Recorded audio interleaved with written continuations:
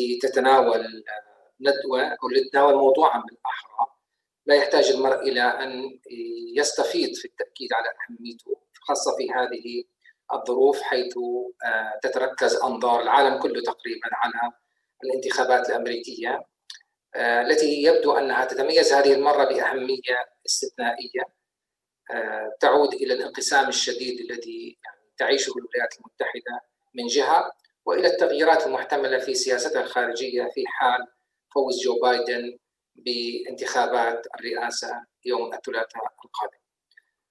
يسعدني أن أرحب بكم جميعا في هذه الندوة، متابعينا على منصة زوم وعلى منصات التواصل الاجتماعي جميعا، وأطلب منكم يعني في حال أردتم توجيه أي سؤال إلى الأخوة المتحدثين الذين سأعرف عنهم خلال دقائق أن تكون هذه الأسئلة موجزة ومختصرة قدر الإمكان ومباشرة حتى نتمكن من تغطية أكبر عدد ممكن منها. اسمحوا لي في البداية طبعا أن أرحب طبعا البرنامج اليوم يقسم إلى جزئين أساسيين. الجزء الأول سيكون فيه ربما تركيز أكثر على الوضع داخل الولايات المتحدة وانعكاساته على السياسة الخارجية. في الجزء الثاني إن شاء الله في المحاضرة الثانية سيكون التركيز أكبر على احتمالات التغير في السياسة الأمريكية تجاه بعض قضايا المنطقة الأكثر أهمية، ربما إيران والخليج والقضية الفلسطينية. اسمحوا لي في البداية أن أرحب بالمتحدثين الرئيسيين في الجلسة الأولى. عندنا الأستاذين خليل جهشان والأستاذ جو ماكرون، أرحب بكما. الأستاذ خليل سيحدثنا عن تحولات أو سيحاول يعني في حدود ما يسمح به الوقت أن يحدثنا عن احتمال حصول تحولات في السياسة الخارجية الأمريكية أو ما هي التحولات المحتملة في السياسة الخارجية الأمريكية بين ترامب وبايدن. واسمحوا لي أن أعرف بالأستاذ خليل باختصار شديد. هو المدير التنفيذي للمركز العربي للأبحاث ودراسة السياسات بواشنطن، وعمل سابقا محاضرا في الدراسات الدولية واللغات في جامعة بيبردين في الولايات المتحدة، ومديرا تنفيذيا لبرنامج التدريب في الجامعة نفسها، وعمل أيضا نائبا للرئيس التنفيذي للجنة مكافحة التمييز الأمريكية العربية ATC. هبدأ معك أستاذ خليل، حأعطيك المايك. المداخلة حتكون مدتها 20 دقيقة وننتقل بعدها إلى الأستاذ جو وننهي بالأسئلة إن شاء الله. تفضل أستاذ خليل. شكرا مروان. Thank you very much, Marwan. I would like to thank all our colleagues at the Arab Center for organizing this event and for your kind invitation to us to participate. Please allow me, first of all, to say that there is almost unanimity amongst the commentators and observers in the United States, as you said in your introductory remarks, that the 2020 elections on the 3rd of November, on next Tuesday, has special significance and maybe even a historic event because of the changes that the United States is going through and the factors influencing its policies both at the internal and external level in this quite unusual election campaign. The importance of this election comes from the environment, whether we're talking about the international environment or the internal situation in the United States from political, economic, social, racial relations perspectives. First of all, we must mention the pandemic, the COVID-19 pandemic, which has left in its trail a huge impact, which was quite unprecedented, really, and it's comparable to the Spanish flu of 1918. So far, 44.8 million people have been diagnosed positive, including 1.8 million deaths. In the United States, we have 9 million positive cases. Now, today, actually, as we speak, is 9.12 and over 200,000 deaths. Naturally, the American voters are concerned.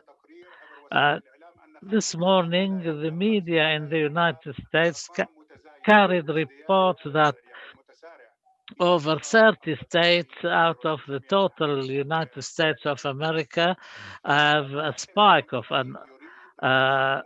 an increase in the number of incidents. The American voter wants an American president to deal seriously with this pandemic so that the American people can see a light at the end of the tunnel. Undoubtedly, since the COVID 19 started spreading throughout the world, there has been a slowdown in the economy, both at local levels and international level. And in the United States, this was quite bad as a direct result of the failure by the Trump administration to deal effectively with the pandemic, so much so that whatever achievements and successes had been achieved in the first 3 years of the Trump administration term in office was destroyed. Now he cannot enjoy the fruits of that success and utilize it for the election. Now we have something like 32% in the percentage of slowdown in the economy, which is the worst since 1947, since we started recording this growth rates in the United States. Frankly speaking, there is a noticeable change as a result of the improvement in the job market and the levels of unemployment. Still, we have something like 15%. Today, 69% of the Americans are described to have a bad economic situation. So, therefore, the failure to deal effectively with this pandemic occupies an important part of the concerns and the attentions amongst Americans, especially in the African American population.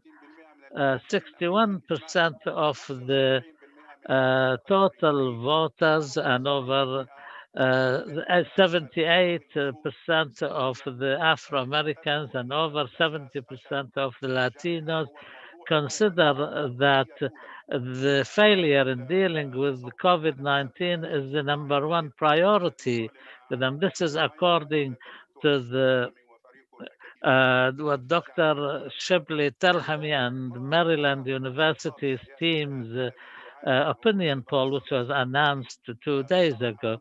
Of course,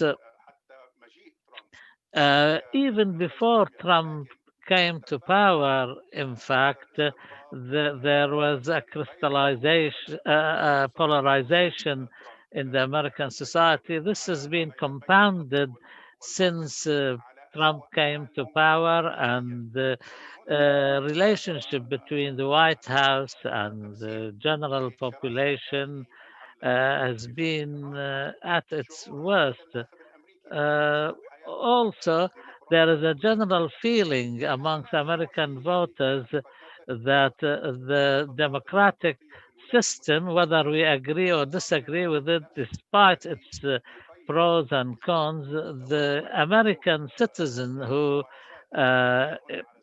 evaluates the performance by the system has many concerns because of the existential threats that some people feel because of the way Trump has been dealing with the racial tensions in the United States. Of course, systematic racial discrimination has seen an increase in the Trump during the Trump administration, which was even was made worse as a result of the pandemic and also the failure by the Trump administration to deal effectively with the pandemic and the increase in unemployment. All of these factors will undoubtedly play heavily in the minds of the voters. What are we to expect? Until now, as it seems that 75 million Americans have voted through the early voting, either through the postal voting and other means, and this represents half of the registered voters.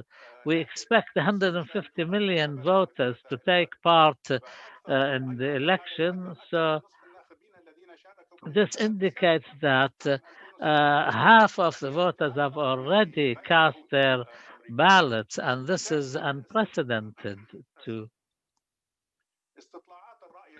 Opinion polls indicate continuously until now that Biden is ahead by at least 8 percentage points, between 6 to 8. New York Times this morning says that Biden is ahead by 49% for 41% to Trump, or by 8 points. CNN puts Biden 12 percentage points ahead. Out of the 10 opinion polls that I have reviewed this morning in my preparation for this intervention, there is one opinion poll, which is the Rasmussen, is the only opinion poll out of 20 main opinion polls. They put Trump ahead by 1 percentage point, 48% to 47 to Biden. If we go by the estimates for the Electoral College, Biden has 290 estimated votes according to CNN's estimates, and also they put 290 votes to Biden. So therefore, there is about between 120 to 140. They're still in what's called toss-ups, which means they can go to either side.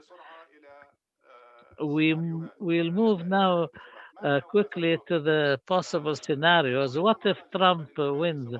There was a piece that Ben Wedeman, the CNN's correspondent in Beirut, wrote, said that even if Trump manages to reframe the entire policy for the Middle East, the area still remains as it is. And he quotes Shakespeare says that the world is like a theater, but Trump, since he came to power, turned the world into a play full of anger and shouting, all coming from Washington. Most analysts think that the 45th president of the United States, if he wins, will explain the result as an approval of his policies, both internally and externally, in his first term. So therefore, it's expected that some change will have to occur, even if Trump remains in the Oval Office. And we also expect that he will continue his own style of personalizing everything and his erratic behavior, and he will keep to his friendships and alliances with popularist leaders throughout the world. Thomas Reid, he is a fellow at the United States and Europe Center at the Brookings Center. He forecasts 4 possible scenarios. First, Trump will stick to his political style, personal political, and stick to his guns and continue in the same erratic, random style of leadership. Secondly, Trump will choose his team out of the people who are closely linked to him and loyal to him, who will allow him to continue his regard. In we will not see in January 21, we will not see a group of the three adults like McMaster, Mattis, and Rex Tillerson who will keep Trump in check. We will not see that this time around. Secondly, we expect Trump to continue in his style of animosity towards the international world order or any other international organization he doesn't like. He will continue in his style of confrontation, especially with China. Maybe China will become the containment of China and its policies will become the priority number one for the next Trump administration. As for the Middle East, Trump will continue his policy of America first, but this time around he'll be even more peaceful and aggressive. He will continue his approach towards Iran and the Palestinian question, and it's likely that his policy of national security will continue since what he started in 2017 without any significant changes. I think Trump, if he achieves a second term, he will look at the Middle East through the lens of supporting Israel unconditionally and standing up to Iran aggressively. And more or less, he will continue in the same vein of marginalizing the Palestinian question and rights, confirming his look to the state of Israel, continuing to regard settlement as legal, and the will continue supporting the policy of annexing Palestinian territories. This will continue, and in my personal, humble personal point of view, this will continue, maybe even increase as a result of the support by his circle of supporters. As for Iran, it is likely that Trump would continue his policy of maximum pressure. And if this position continues and there is unanimity around it, or it is likely to be promoted amongst the Arab Gulf countries, this is likely to continue.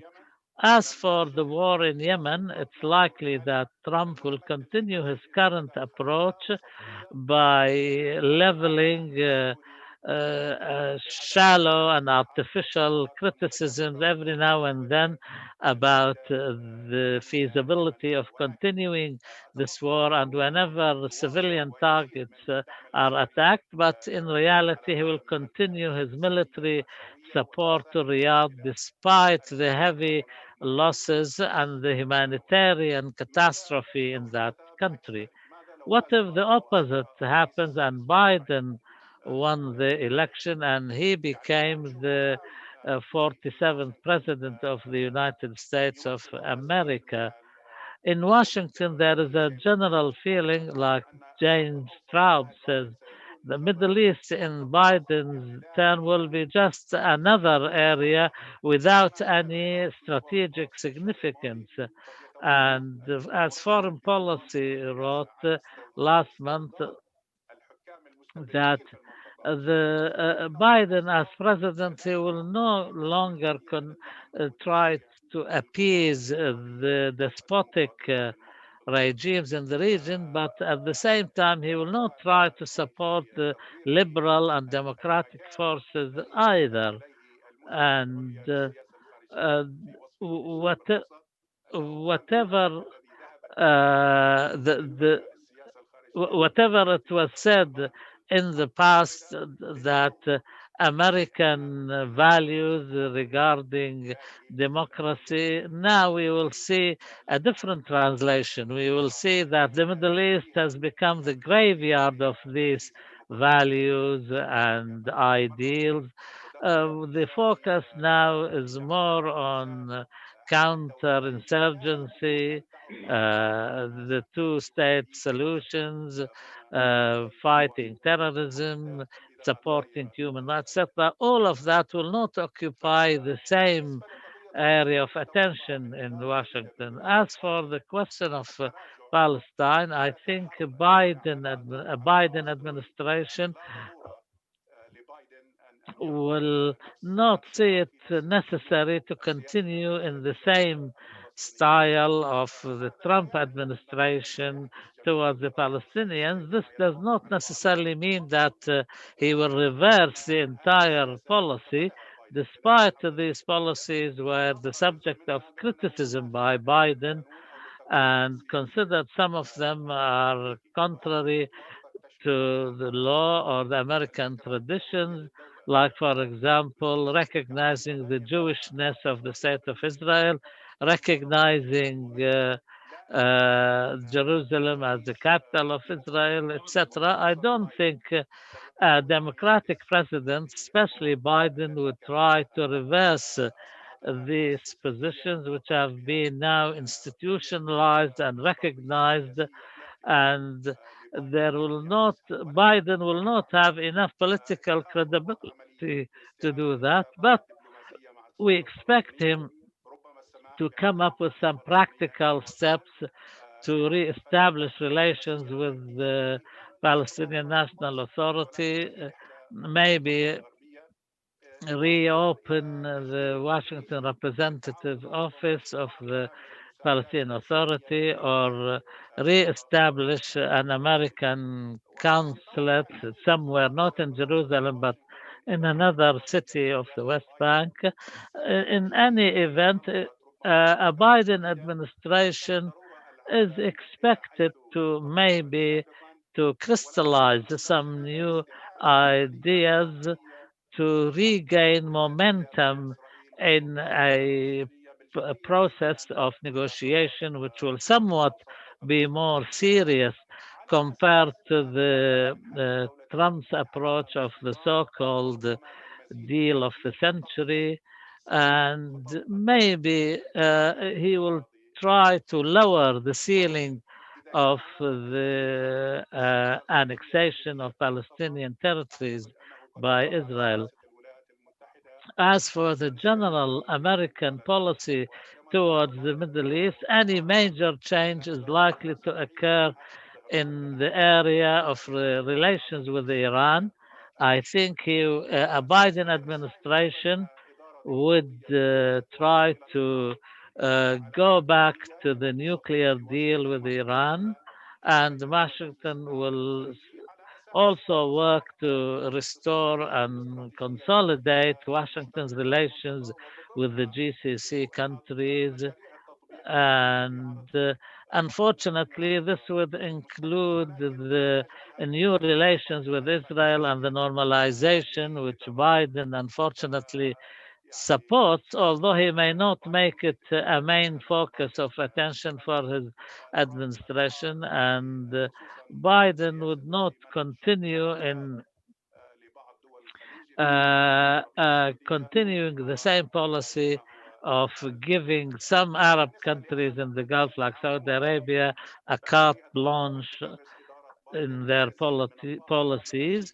Although I expect a Biden administration to spend more energy in the area, especially to work maybe more proactively in dealing with the Gulf crisis, a bit more than the Trump administration when it comes to the boycott led by Saudi Arabia and Bahrain and UAE against Qatar, instead of the symbolic approach adopted by Trump. And thank you for your kind attention. Thank you, Mr. Khalil, for this valuable presentation. Thank you so much for respecting the time allocated. I am sure that the details relating to the Palestinian issue and the relationship with Iran, we will be tackling these things in the second session. But thank you so much for covering all the main issues, coronavirus and its impact on socio-economic considerations, and also the potential change in the U.S. Policy should Biden win, and also whether this can remain the same should Trump win. We now move to the next paper, the next intervention in this session.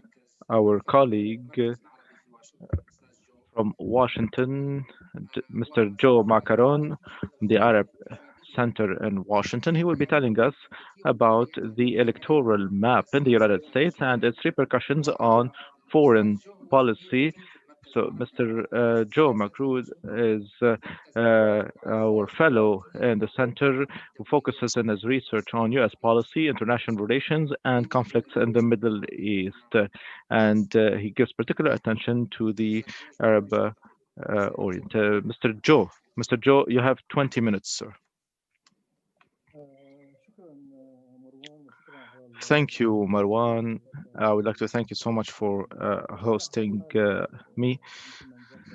So, as it has been mentioned before, we are witnessing historic elections, and we are seeing a peak and the votes. And for the first time, the president got the epidemic, and Mr. Trump tried to reiterate that coronavirus is not the basis of the elections, but he still got it. And also, I will not start by repeating all the economic aspects and other aspects. But when it comes to the holistic image, I would like to focus on the electoral map of the United States.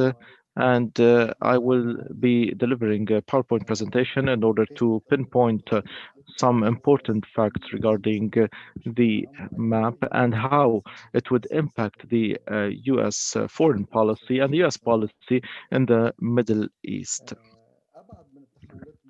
What is even more important than the coronavirus and the economic transformations, we also have demography and demographic aspects that determine what's happening in the United States. The cities and also the urban areas are expanding in general, and rural areas are becoming less abundant, and this has started, and this trend has started, and we are seeing this pattern in key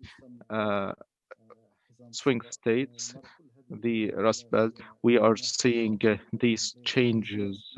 The white voters are still the majority, but the economy changed compared to the 80s and 90s because of globalization and the change in the manufacturing and production mechanisms, and all these drivers that changed the dynamics in this area. And also, the second point, the decline in the number of white voters. We were talking about 85% in the beginning of the 2000, and now it has become the 60s. The the Republican electoral base is older. The Democratic electoral base is younger, and also there are some demographic and economic changes. We have the generation of Ronald Reagan and Bush to a certain extent. Reagan and Nixon this era has come to an end, and there is a new generation that is more liberal when it comes to social affairs and has a new perspective when it comes to the distribution of wealth. So, talking about um, change at the level of the taxation system in the United States. This general public opinion has been paving the way for this new electoral map in the United States. Here, please allow me to talk about this map in general, just to clarify some aspects. This is the expected map of today. We see here between Pennsylvania, Michigan, and Wisconsin. These states are historically the blue wall that protected the progress of Bill Clinton and Obama in 2012. These were lost by Hillary Clinton in 2016. And this area here of the Rust Belt is going to determine the elections. So we are talking a lot about surveys and polls, but here in the Rust Belt that changed and paid the price of globalization. So after the Bill Clinton era, he was accused of signing free trade agreements that put an end to the manufacturing sector. And then we saw the terms of George Bush, and then there was a recession, and the Republicans paid the price. Obama won in 2012 and 2016, until 2016, and Hillary Clinton suffered because of the heritage of Bill Clinton, and Mr. Trump used it in 2016 and won. So this map changes once again. In 2008, Obama achieved something. Virginia here became a democratic state as a result of the expansion of the urban areas, and North Carolina here has become a state that is going more democratic. And here in Colorado, also Colorado has become a democratic state, and we remember that the Democratic held their convention as a result of these changes. And now Biden comes with a new wave. Here we are seeing new states becoming swing states: Arizona, Texas, Georgia. This map that Biden is trying to achieve. So the difference is 3 swing states here, because the white voters are still majority here. So we're not only talking about urban expansion, but also the Latin votes, the Hispanic votes. And Georgia was important and drew the attention because the black voters became more and more in the decades, and also it has the biggest inflow of immigrants in Georgia, which changed the equation. Therefore, Trump, this is very quickly the 2016 Associated Press prediction. Wisconsin, Michigan, and Pennsylvania were Democratic and Hillary Clinton's, but we saw a major wave of Republican red that swept these states here in the middle, in addition to the Republican states. Therefore, that was the biggest failure for Clinton and the Democratic Party in 2016. So now the problem of Donald Trump is that he did not try to expand his electoral base. The white voters who do not have education qualifications are becoming less, and Mr. Trump did not try to expand his base in order to adapt and adjust with this ever-changing base and map. So we have the southern states, the conservative states, and also some of the western states not affecting the demographic changes that much. This is the overall image. I'm not going to go into details when it comes to each and every state, but it is clear that the path and the road of Trump to reach the magic number 270 is more difficult, but it is not impossible. There is also a margin of error in several states, but he needs to defend some states that the Republicans were sure about before: Arizona, Georgia, Texas. He needs to spend resources there.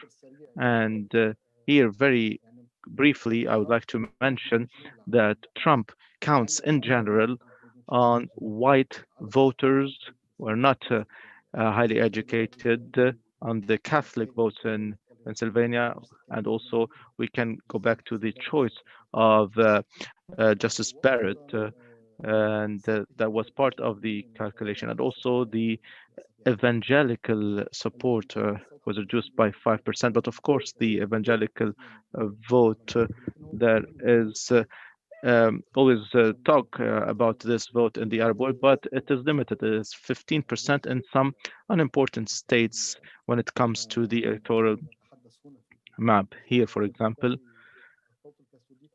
so the Catholic vote is more important for Trump, and he knows that Biden is Catholic, so he's capable of competing in Pennsylvania, albeit in a limited way, but better than Hillary Clinton.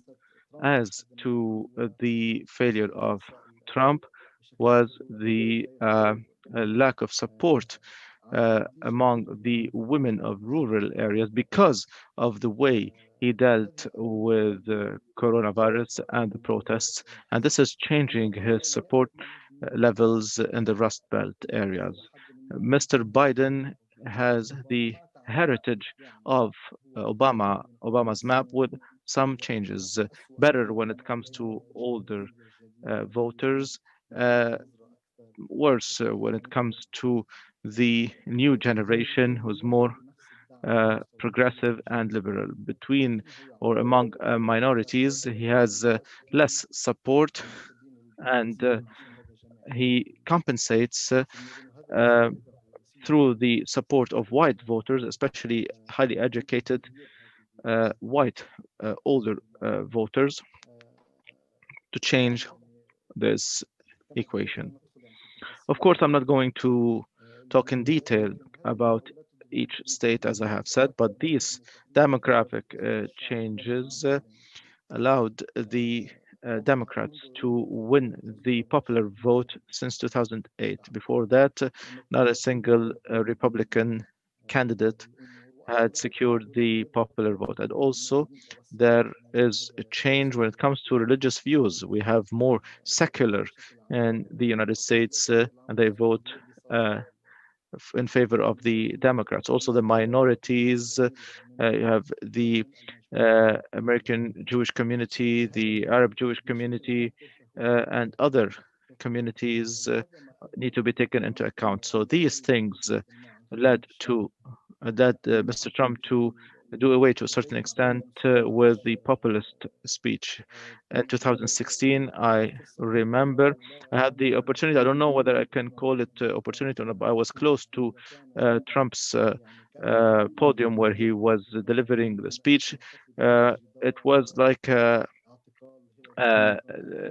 conservative fascist approach, lock up Hillary Clinton, etc. But now he cannot do the same. He is in a defensive position. Biden is not like Hillary Clinton. He's not provocative.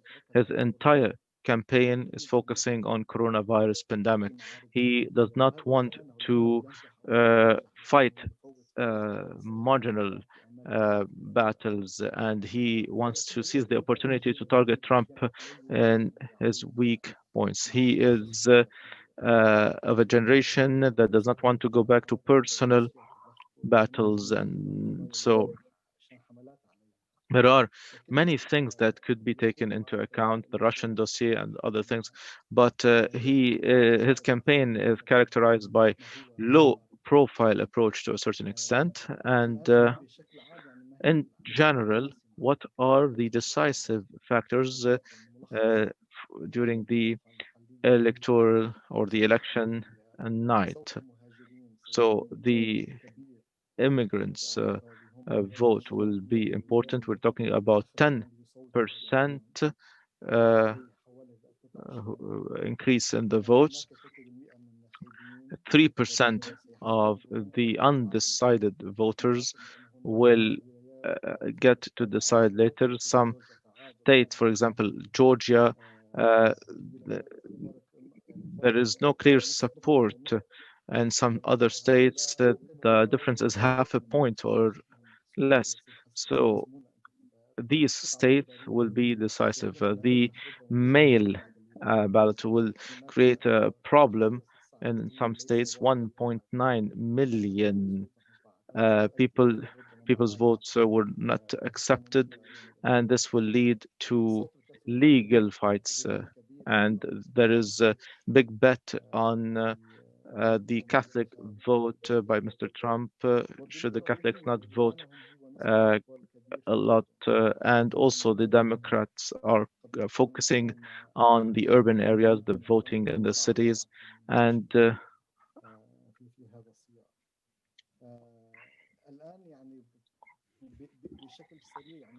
very briefly, this is the map and the shrinking areas that Mr. Trump controls reflects the tense relations of the United States abroad, and there is possibility of foreign intervention and meddling in U.S. affairs, like Russia, like other foreign powers capable of influencing the U.S. policy. Also, there is a volatility when it comes to the protests, the racial problems, the fact that the president got the coronavirus. So also there is a lack of credibility, and Mr. Trump announced several times the withdrawal of his troops from Syria, for example, but it didn't happen. So the institutionalized approach is not there.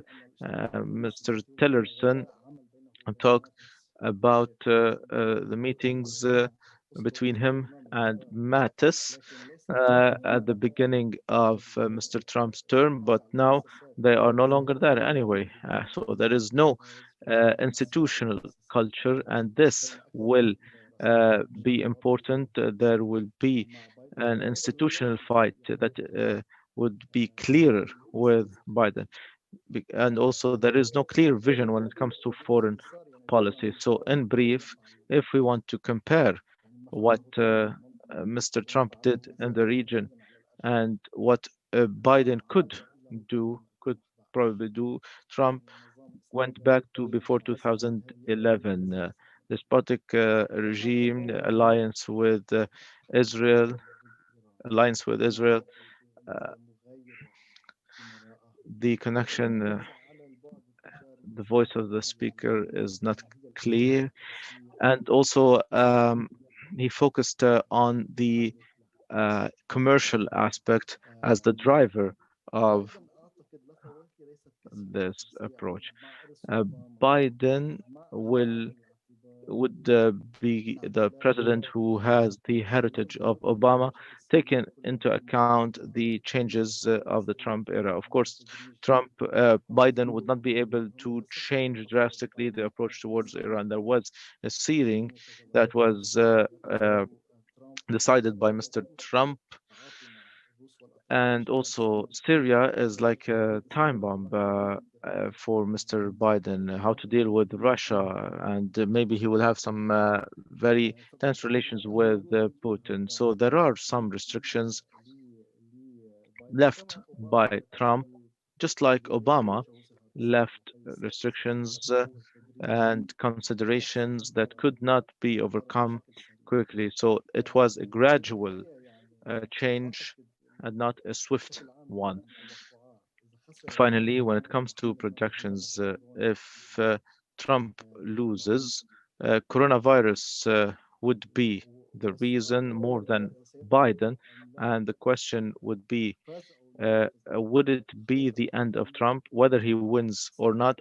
I think that the map that led to the victory of Trump in 2016 is no longer there.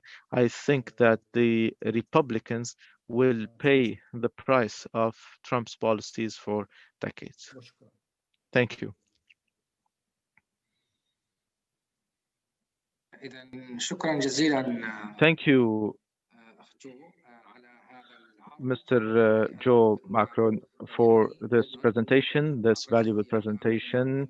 You talked about the importance of demographic changes and the impact on the U.S. elections and U.S. foreign policy.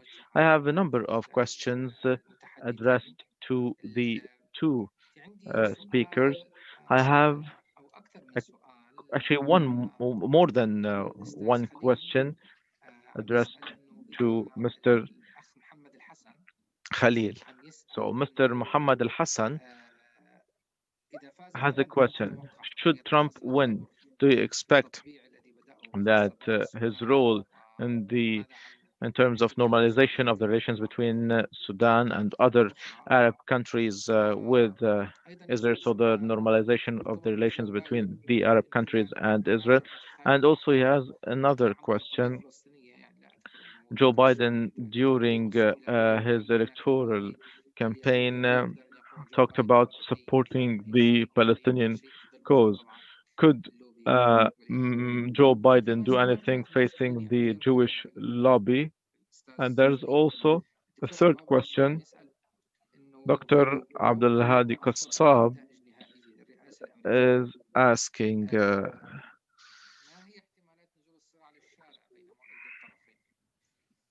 so should the results, should there be any delay in the results? Could we see violence in the streets?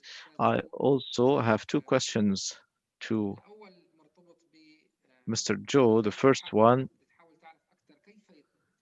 the people want to know more about the Electoral College. So we're talking about the members of the Electoral College. Are they the members of the Senate and the House?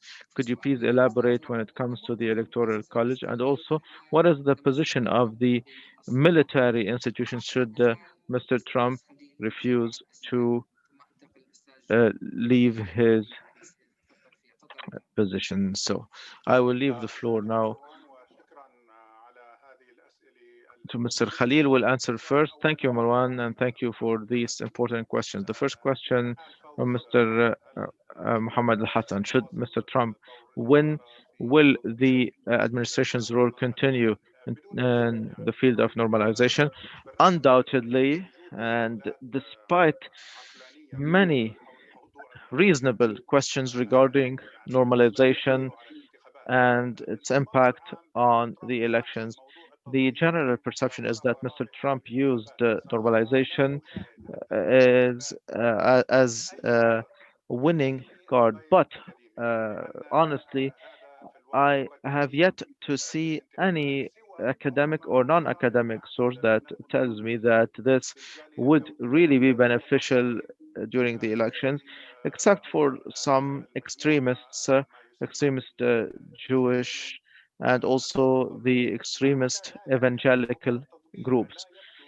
Other than these groups, I do not think that the U.S. domestic affairs really care that much about the normalization. For Mr. Trump, it is important, and we see that he is giving particular attention to this point. He considers that his advisors convinced him that six, seven, and once he said nine Arab states are ready for normalization. So he will try again, especially should he win uh, come Tuesday.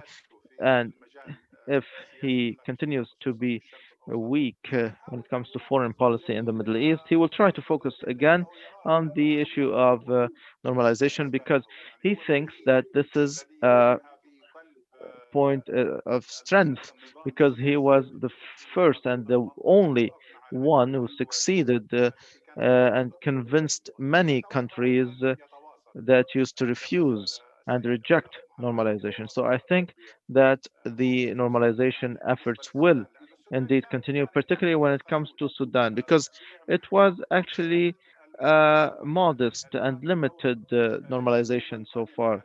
So will it be accepted? What is the role of the coming government, the parliament, the public opinion of Sudan that is opposed to normalization? More than two-thirds of the society, as reflected by the Arab Index, many Arab countries are opposed. So the answer is yes, I expect this role to continue. When it comes to Biden, the Jewish or Zionist lobby in the United States is different now. It is time to analyze at all levels in the Arab world, the popular level and also the experts and intellectuals and academic level. They need to take into account that the Jewish lobby before the arrival of Mr. Trump is different than the Jewish or Zionist lobby now. The structure changed, the positions changed. For example, Trump's support is not overwhelming when it comes to the Jewish diaspora.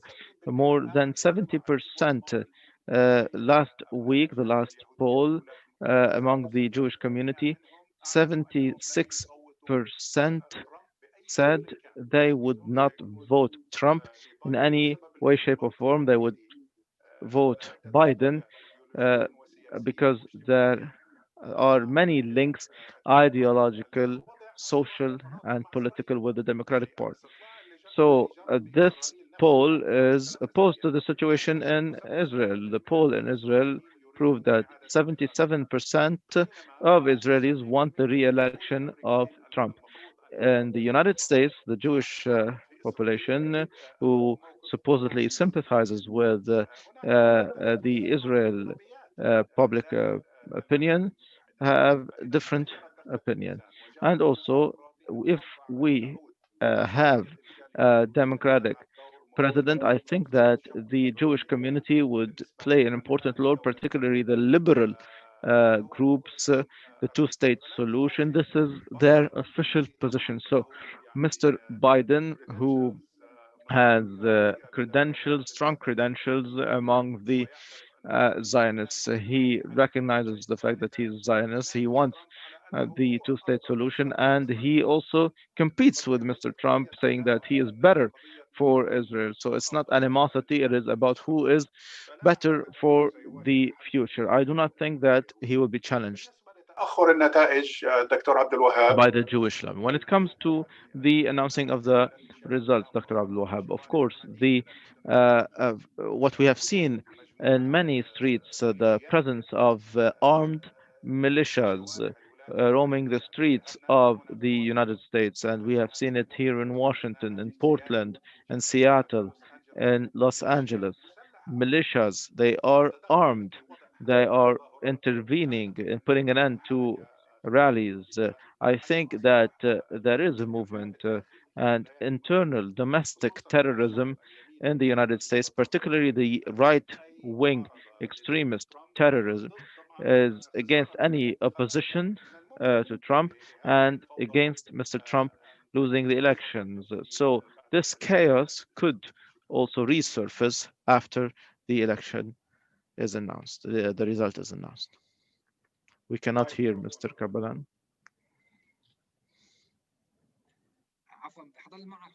I'm sorry. Yes, I will stay with you, Marwan Khalil. Or sorry, Mr. Khalil. Yes, I have several questions regarding the foreign policy. Some participants asked about it. Very briefly, what does it mean to see a Biden presidency when it comes to the Gulf crisis? I think the prediction in general when it comes to foreign policy, and I have mentioned it regarding the difference between Trump and Biden when it comes to different aspects. Trump made it personal. Everybody remembers the negative role played by Trump during his first visit to the region, his visit to the Kingdom of Saudi Arabia and the dancing and accusing Qatar of terrorism. And then he went back to Washington. The generals briefed him about the field situation. He changed his opinion to a certain extent, but he continues to have a biased position towards the UAE and KSA. And he restructured his rhetoric vis-a-vis Qatar. He has become less aggressive, and he understood the special relation with Qatar. But the main difference between Biden and Trump is that Biden does not make it personal. He perceives these things from the U.S. interest perspective and from the diplomacy perspective. So we expect the U.S. diplomacy to return to its old age. The destruction of Trump and Pompeo in the area of foreign policy would come to an end or be reduced should the Democrats go back to the White House. We would notice more serious, more diplomatic efforts, not only superficial criticism. Trump said it is time for our allies in the Gulf to uh, negotiate, talk, and find solutions. This is not enough. There needs to be agreements at the highest level in the United States in order to change the situation. Thank you, Khalid. Mr. Joe, the Electoral College, if you could please elaborate, and also the position of the military institution, and what does Biden win or victory mean to the war in Yemen? The Electoral College is a little bit complicated. We have states, and in the states, votes are dedicated to states depending on the population in general. For example, Texas has a certain number depending on the number of the population, and this is amended every period of time based on the census. The voters do not elect the president directly, they elect representatives, and it is an indirect process.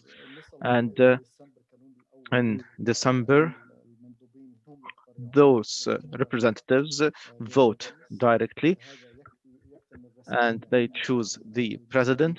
And this is how the process is completed. And then the president is elected and sworn in. So the Electoral College reflects the size of the different population in different states. And this is why it is a big battle when it comes to, for example, when they talk about changing Washington from state or Washington D.C. to a state.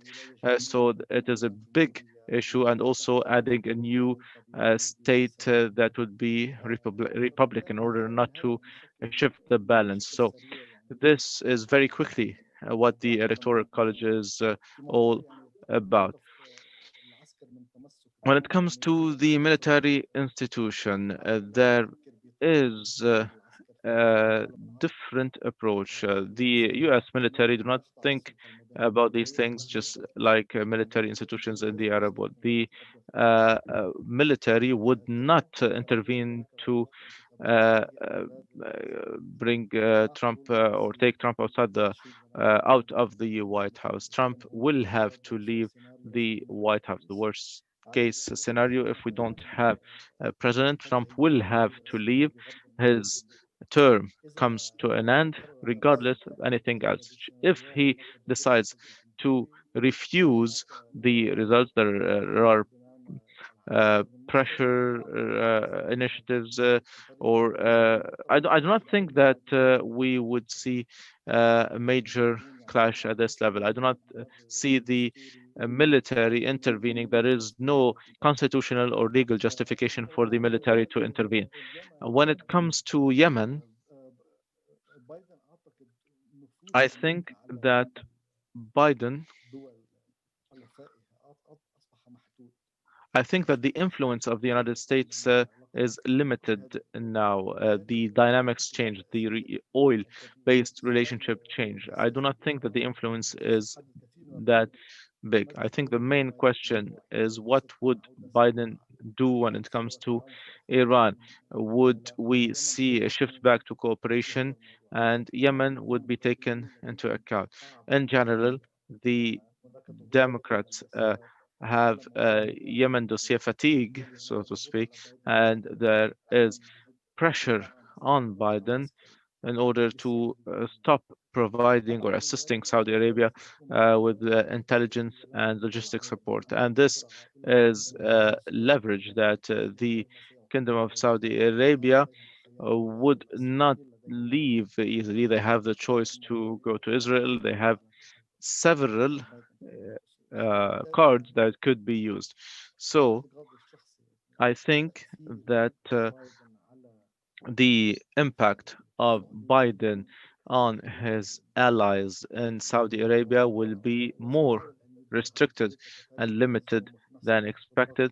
I think he will try to avoid any tension, and I think he will try to exert pressure, but I do not think that we will see a repetition of like the Kushner type relationship in the region. In general, I think that the Americans under Biden would try to find solutions in Yemen and Syria more than Trump's endeavors. But I think that the problem is that there are complicated and thorny dossiers. Thank you very much. I have a number of questions, but they are all linked to Iran and the Palestinian question.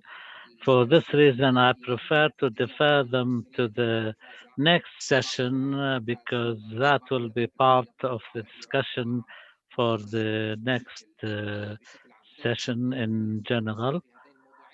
For this reason, I ask all our friends and colleagues who have these questions to ask them again in the next session. I thank both Dr. Khalil Jahshan and Mr. Joe Macron. Thank you both. We have a 15-minute break and we will resume after the break. Thank you.